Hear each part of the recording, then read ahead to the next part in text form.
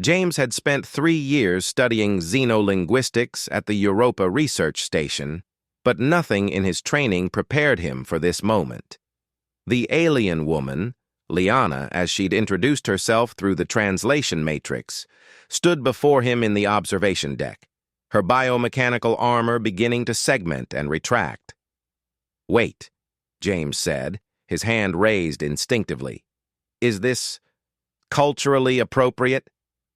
The question sounded absurd even as he asked it. Here he was, the first human to engage in direct diplomatic contact with the Kasari species, and he was worried about propriety. But the protocols were clear.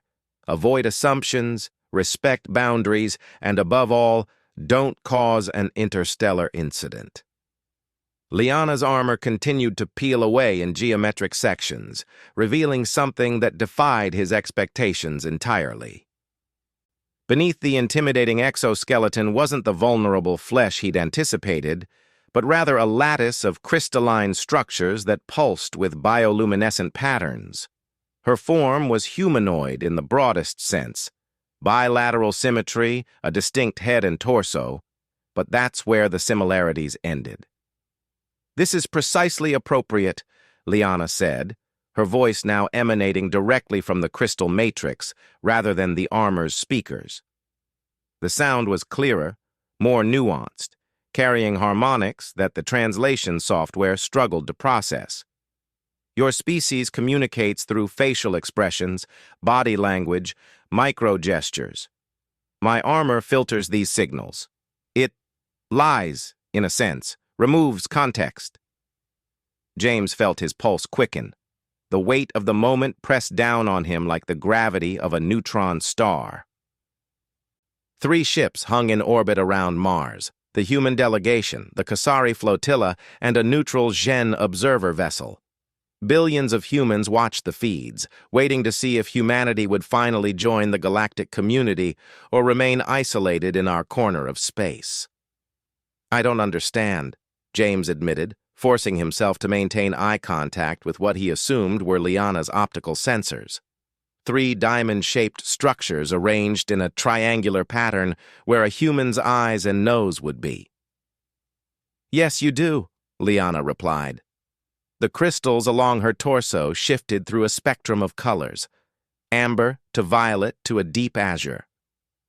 "You're afraid. The physiological markers are obvious. Elevated heart rate, increased perspiration, pupils dilated. But you're still here. You haven't fled.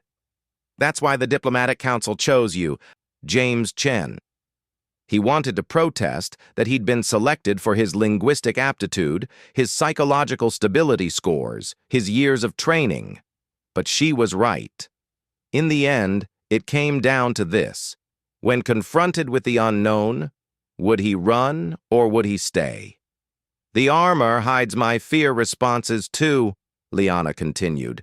Her crystalline hand, 3 fingers and 2 opposing thumbs, gestured to one of the viewing ports.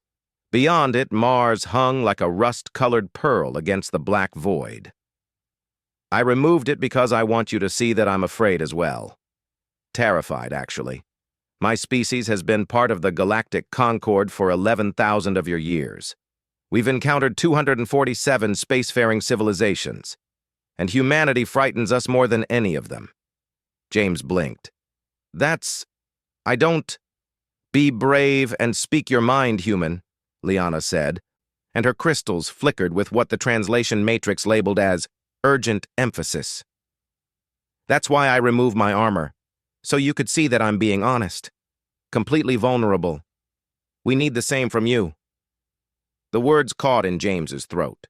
For 3 years, he'd prepared diplomatic responses, studied the carefully crafted speeches that would present humanity in the best possible light. "We come in peace. We seek knowledge. We offer cooperation." All the sanitized phrases that meant nothing. "You want honesty?" James heard himself say, his hands clenched at his sides. "Fine. We're a mess. We've barely stopped killing each other long enough to get off our own planet. Half our governments wanted to shoot your ships down on sight.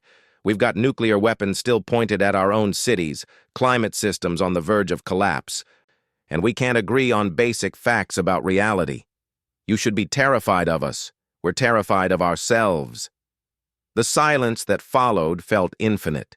James waited for alarms, for security protocols to activate, for his career to end in spectacular failure. Instead, Liana's crystals began to pulse in a rapid rhythmic pattern. The translation matrix struggled for a moment before settling on a label. Relief. Profound. "Thank you," Liana said quietly. "Thank you for your honesty." "I don't understand," James repeated, but this time it felt like progress rather than confusion. Liana moved to the viewport, her crystalline form refracting the distant sunlight into rainbow patterns across the deck. Every species that joins the Concord faces a choice. They can present a false image of unity and enlightenment, or they can acknowledge their struggles and work to overcome them. The former always fails. Species that lie to themselves cannot grow. They stagnate, then decline, then vanish. She turned back to face him, and James noticed for the first time that the patterns in her crystals weren't random.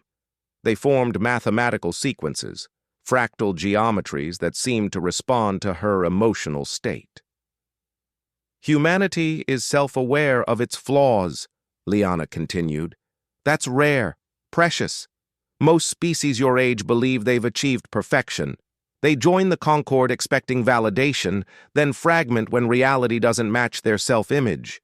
But you know you're broken, and you keep trying anyway. That's not frightening. That's extraordinary." James felt something shift in his chest. The fear didn't disappear. Fear of the unknown never truly vanished, but it transmuted into something else. Possibility, perhaps. Hope. "So what happens now?" he asked. Liana's crystals shifted to a warm golden hue. "Now, we both get back in our armor. We return to the negotiation table, and we begin the real work of building a relationship between our peoples.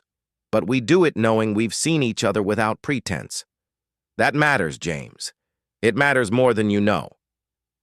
As Liana's biomechanical armor segments began to reassemble around her crystalline form, James realized that first contact wasn't about having the right answers.